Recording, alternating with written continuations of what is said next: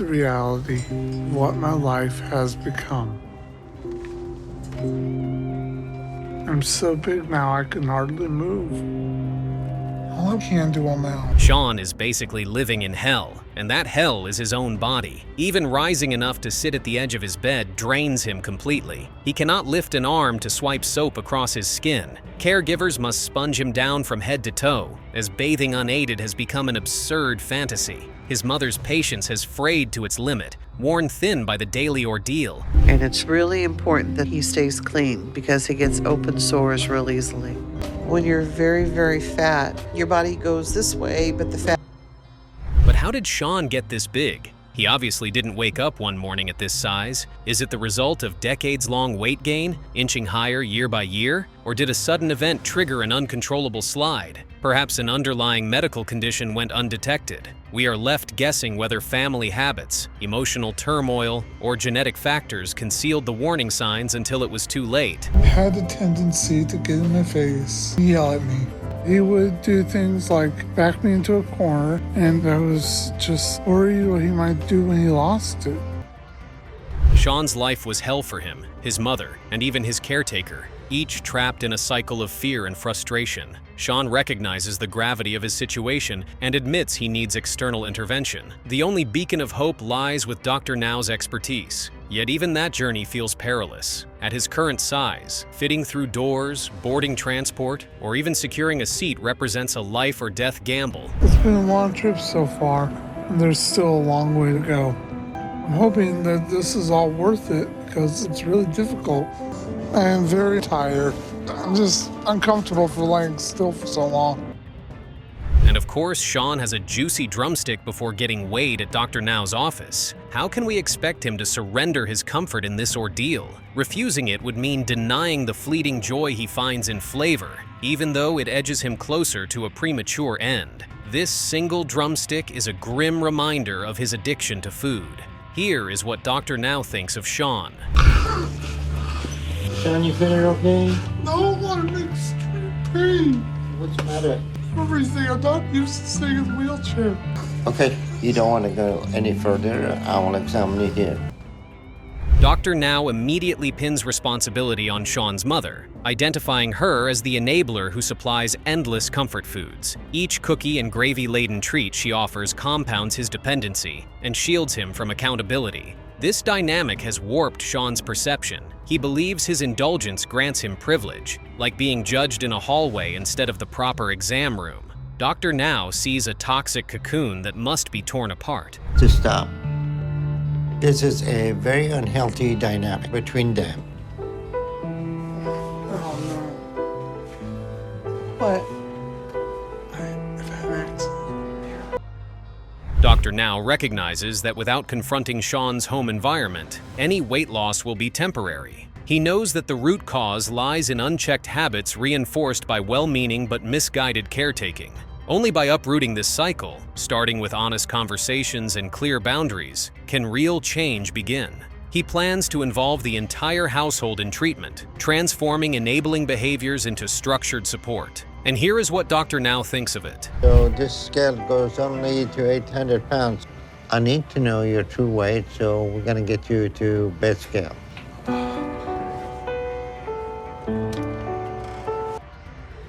919 pounds. That staggering figure places Sean among the heaviest individuals ever recorded. It's astonishing he can hoist his own frame for even a few steps. Yet Dr. Now offers no pity at this revelation. He dismisses the miraculous nature of Sean's survival as irrelevant. His demand is simple and brutal: sweat equity. No surgery or treatment will proceed without proof of relentless effort and genuine commitment. It's on his own. Here's what we're going to do. I'm going to give you a diet plan, and I want you to lose at least 100 pounds over the next couple of months. If you do that, I'll... So, will Sean take this seriously? Can he abandon the excuses that cemented his size for years? Confronted with the brutal scale of change ahead, he stands at a crossroads. He is undeniably one of the largest patients Dr. Now has seen, but sheer size won't hide from discipline. The pressing question remains, can he trim 100 pounds off his frame? Only his follow-through will answer that. No, and he looked like he maybe put another 50 to 100 pounds on. Yeah, your edema is getting much worse. At this point, he may be approaching 1,000 pounds. The disappointment in Dr. Now's voice is unmistakable, each syllable carrying the weight of unmet standards. Yet beyond this rebuke lies a surprising turnaround. Sean managed to overhaul his daily meals, eschewing the deep-fried and sugary fare for structured portions. Gradual loss followed, effort stacking up pound by pound. His persistence paid off when he finally qualified for weight loss surgery, overcoming a rocky start to earn that chance. Isn't my kidneys will fail again? I've already got into a diabetic coma, and there was so much fat around my neck, it was suffocating me. So they had to do a tracheotomy just so I could breathe while I was unconscious. Lupe hasn't walked in 10 years. She feels trapped by her own body, each passing day inching her closer to the grave. The bed that should comfort her has become a prison of fatigue and flesh. Every breath reminds her of how helpless she's become. This paralysis steals her independence and corrodes her spirit, and it drains the energy and hope from everyone around her, her husband among them. My husband, Gilbert, is my caretaker. He can't have a full-time job because he takes care of me all the time. I feel helpless. It's just... Lupe is right about their relationship. It no longer resembles a marriage. Her husband has become a full-time caregiver, sacrificing any hint of romance or shared intimacy. With touch and closeness stripped away, Lupe turns to food as her only source of comfort. Each meal momentarily fills the void left by his care, deepening her dependence and eroding the emotional bond they once shared. I'm gonna send you a picture of it. I understand if you never want to talk to me again. Normally, I'm not attracted to big people. So when I saw the picture of Lupe, I was upset. If she wants to survive, Lupe must find an outlet beyond the pantry. Her weight is slowly destroying her body and crushing her husband's spirit. They cannot keep living under this strain. The only realistic solution is that trip to Dr. Now's clinic. It represents a lifeline they cannot afford to ignore. Acting now is not optional. It is the difference between life and death. My husband and my family... They don't realize that they are killing you? No. No? I think they do it because they love me. Okay. All right, let's see if we can... Her husband may believe he's caring for her by delivering endless plates, but Dr. Now sees something quite different. He accuses him of feeding Lupe's decline, arguing that every plate binds her tighter to this bed. There is no comfort in his words, only a stark warning. Dr. Now refuses to let mistaken kindness obscure the deadly consequences of overfeeding. I'm sure that's right. Yeah. Lupe is 5 foot 5 inches tall. For her size, that is the same amount of strain and weight on the body as 8. Dr. Now lays down the law.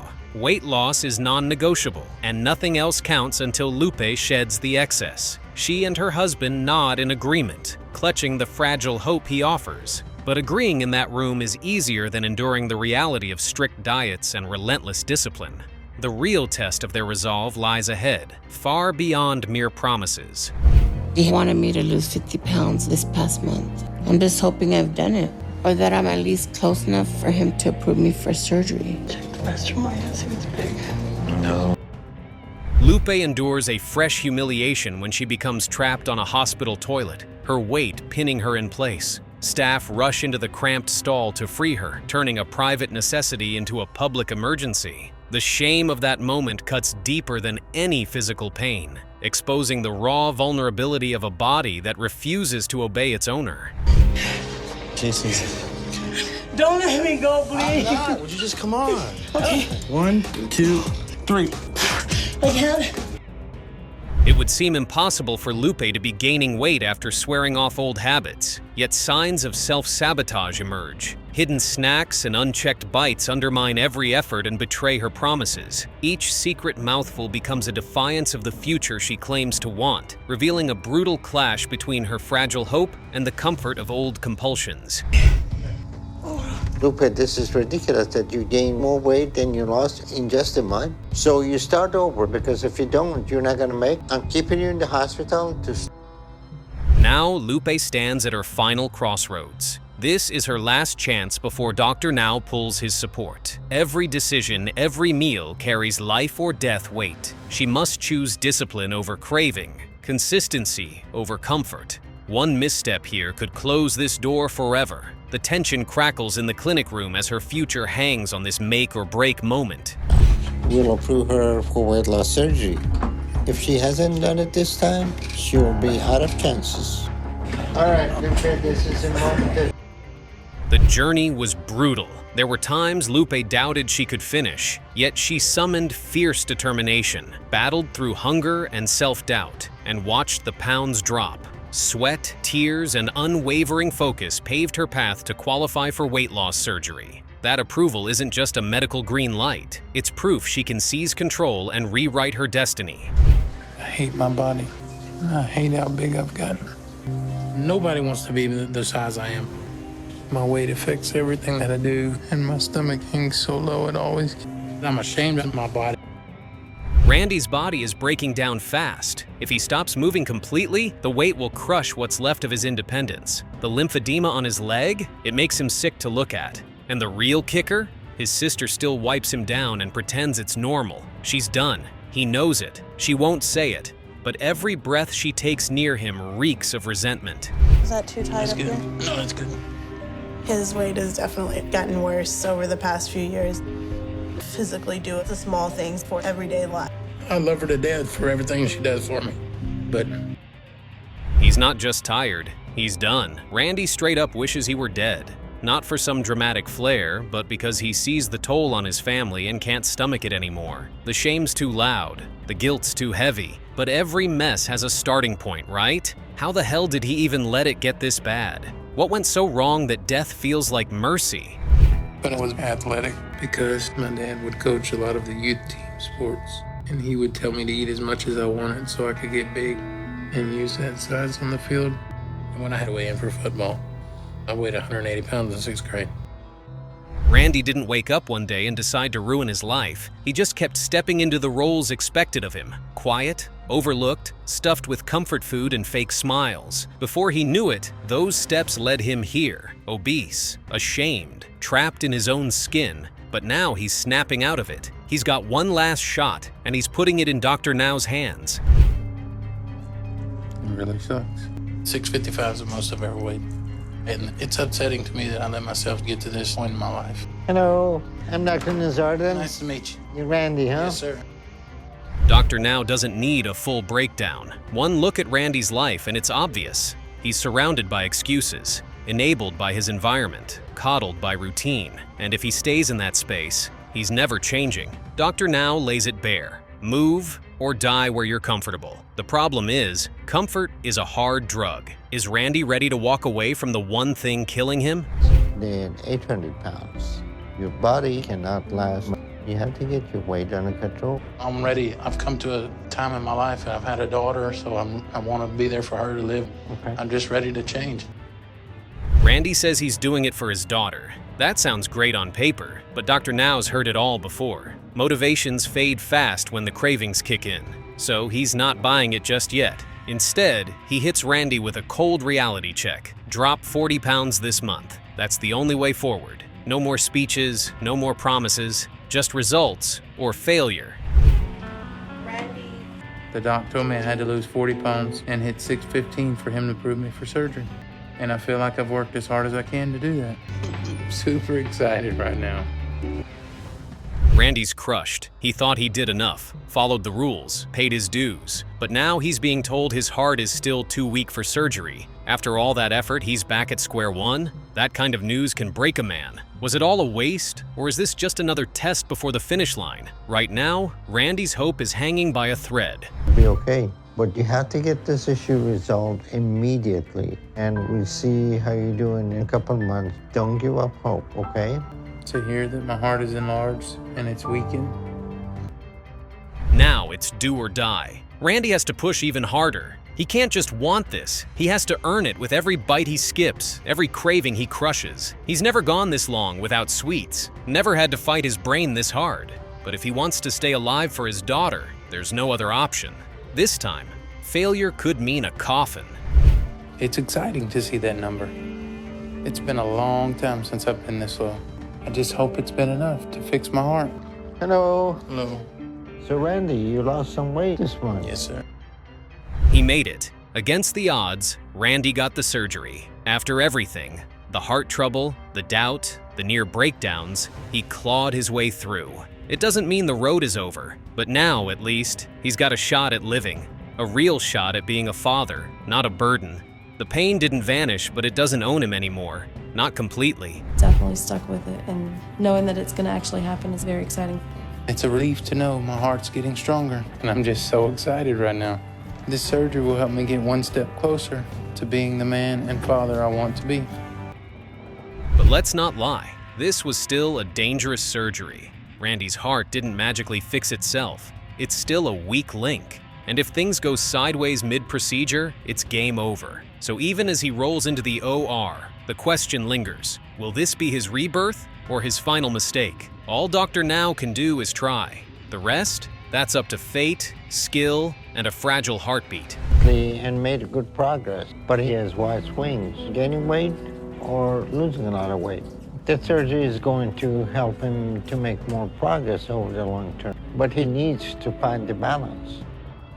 He fought for this. Every pound lost was a war. Every day without sugar, a battle. But it's paying off. Randy's finally dropping the weight, and with it, the shame. He's not just losing size, he's gaining back a life. He can show up for his daughter, be more than a body in a bed. He's got momentum now. The question is, can he keep it? My body feels like a prison. I feel like I'm trapped. Like, I can get up and out of bed, but I get short of breath walking to the bathroom from my bed. I'll start losing my breath on a bad day.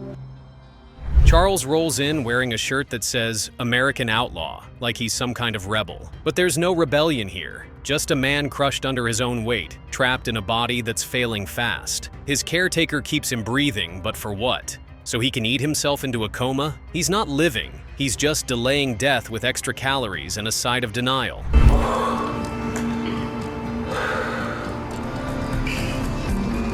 What are we gonna have for breakfast? 5.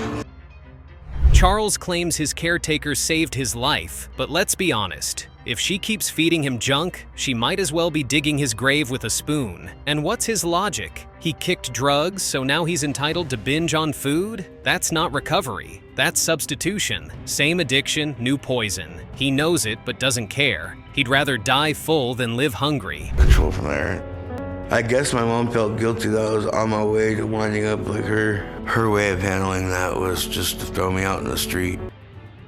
He went from needles and highs to stuffing his face and crashing in bed. Same emptiness, different fix. Now he's convinced weight loss surgery is his fresh start. But this isn't a redemption montage. It's real life. There's no magic pill, just cold turkey and raw pain. Dr. Now can help, sure, but only if Charles shows up ready to bleed for a better life. So you better bring you a lot of food to eat so he can keep his job as a caregiver or what? No. What do you mean no? Charles wants to rewrite the program, make his own rules, follow his own path. But Dr. Now doesn't play that game. This isn't a build your own journey. It's simple. Lose weight, show up, stay consistent. And if that sounds like too much, maybe he's not serious. Because let's face it, if Charles could stick to a plan, he wouldn't be begging for surgery in the first place. What's going on with you, Charles?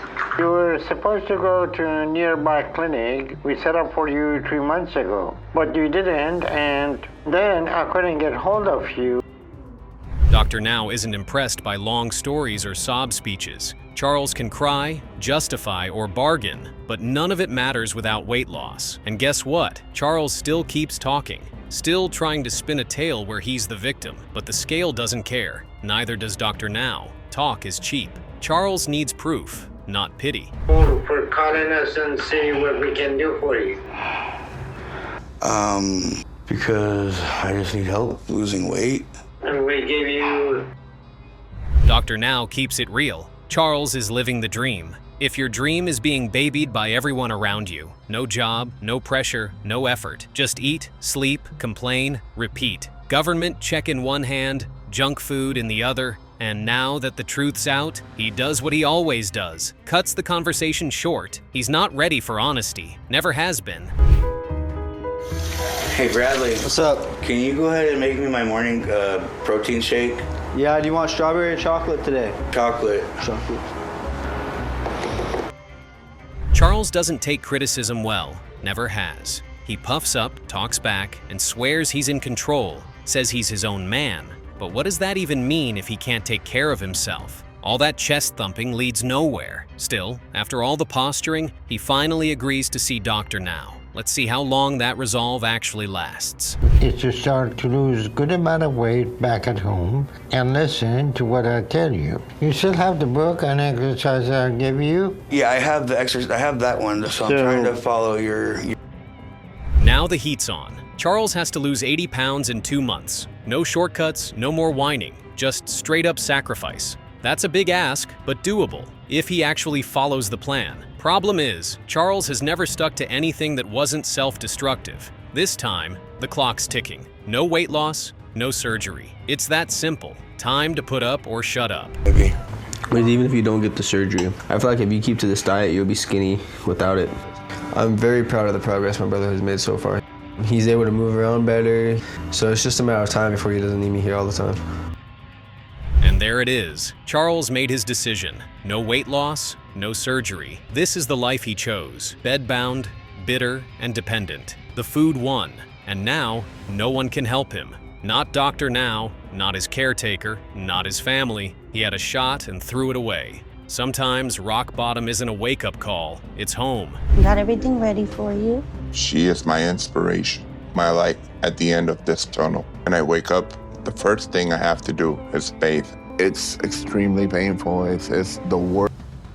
Abby is living through hell, plain and simple. His body's a prison and the only light left is Brenda, his wife. She's the only reason he's still breathing. But this isn't just about fat. A few years ago, Abby got into an accident that paralyzed him. Not only is he overweight, he is also disabled. It isn't an easy life. Because I've been bedridden for 7 years, I've developed bed sores and lymphedema. So every morning, Brenda has to thoroughly clean them and disinfect.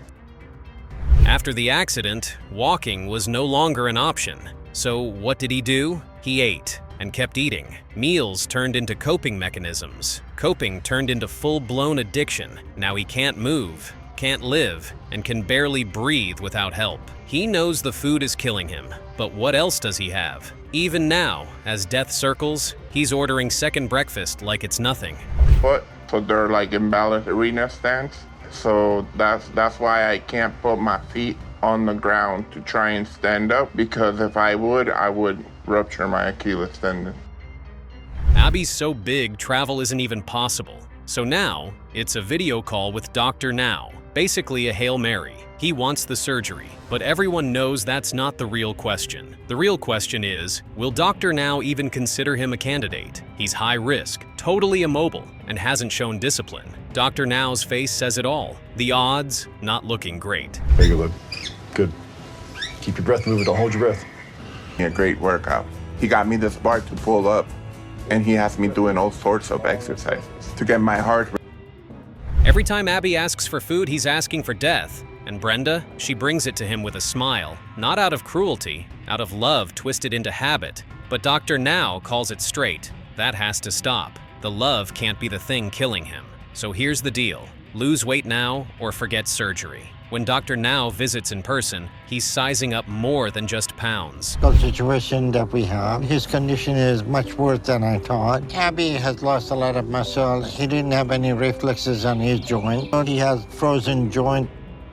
What Dr. Now sees isn't just shocking, it's urgent. Abby's at the brink. The weight, the immobility, the infections, it's all spiraling. But Dr. Now knows the truth. Even he can't fix this alone. Abby has to want it, has to fight for it. No one's coming to save him. This is either the start of his comeback or the countdown to his final collapse. And then he has some specific next steps for me that would help me make more progress faster. Hey, Abby. Hey. How you doing, Abby? I'm good. And yourself?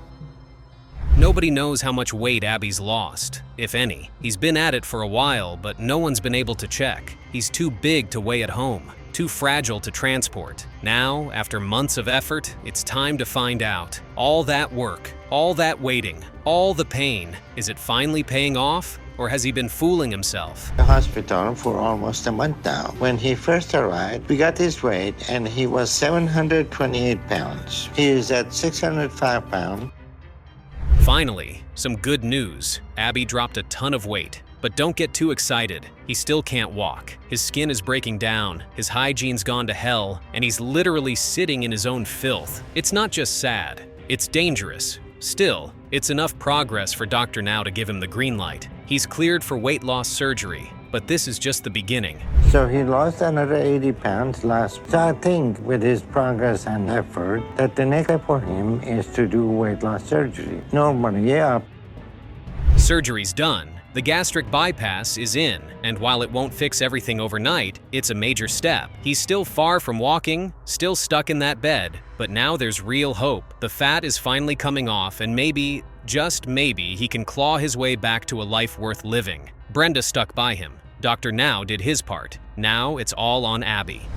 All I can do now is eat and sleep, except on the days where I'm forced to take a bath, which I really hate doing. Me and my wife Beth live with my mom, my sister. Unlike many others, Gina doesn't bother hiding how she feels. She hates bathing, hates the water, hates the effort, hates how it makes her feel. And because she skips it so often, yeah, she smells. But to her, the discomfort of hygiene is worse than the shame of stinking. That's where she's at, over 600 pounds and done pretending. Miserable experiences in my life now, because I don't have a shower or tub I can. All that's upstairs, and I stopped being able to go up there over a year ago.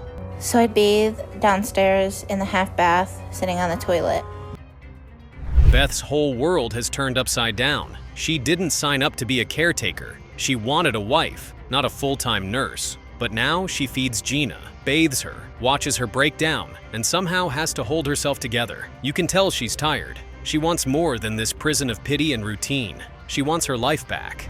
Marriage that I want because of the weight that she's at. I want our marriage to be different by her being healthy, and it makes me feel angry.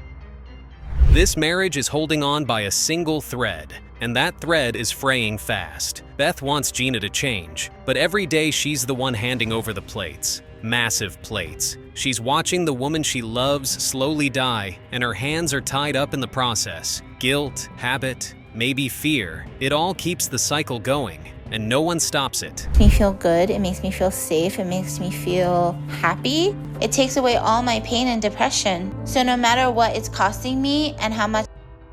Gina's routine is robotic. Wake up, complain about bathing, and then start eating. That's it. That's the loop. And when she's done eating, she wants more. There's always more. But now she says she's ready for change. Says Houston and Dr. Now are the answer. But wanting change and doing the work are two very different beasts. Wow. That's not the worst number I imagined it to be. But it's still shocking to see a number like that. Some people have tragic backstories behind their weight, trauma, abuse, loss, but not Gina. For her, it's boredom. She eats because she has nothing else going on, and that nothing stretches across every day of her life. So what does Dr. Now think? That excuse won't get her very far. Not in his clinic, not with that scale. I'm on disability and my wife works. Okay, so you work all day and bring home food and pay for her to eat all day at home? Yes. All right, let's see. Dr. Now lays out the plan. It's not rocket science. Eat less, move more. But if it were that easy, Gina wouldn't be here, wouldn't need Houston, wouldn't need a camera crew documenting the slow-motion disaster. Now, she has to prove she can follow instructions, but nothing about her past says she will. I can't see how that's right. I just don't see how I gained, not with how hard I worked. I changed so much and I gave up a lot, so that just doesn't make any sense. Gina talks like someone who gets it, like she knows this is life or death. But Dr. Now's been here too many times. He sees through the talk. She's not owning up. She's blaming boredom, stress, bad luck, anything but herself. And the scale doesn't lie. Instead of dropping 50 pounds, she packed on 8. She didn't just fail, she didn't even show up. You're not here if you're not following my diet and exercises. I want to. I feel like I needed the change to move here. What do you mean you want to? Meaning like I want. Dr. Now cuts through the noise. No hand-holding, no sugarcoating. Gina failed, and deep down, she knows it. But facing that truth, that's another thing entirely. He gives her one last shot, one more chance to stop the cycle. This is it or bust, but it's clear she's not ready. Maybe she never was. Plus losing the 8 pounds I gained at my last appointment. So I need to be below 556 today, and I'm really hoping I'm there, or that at least really close to that. And just like that, she blows the last chance. Not once, but twice. 2 shots at turning her life around, and she lets them both slip. There's no mystery here. Some people want change. Others just want comfort. Gina chose comfort, chose the couch, the food, the lies, and now she gets to live with it.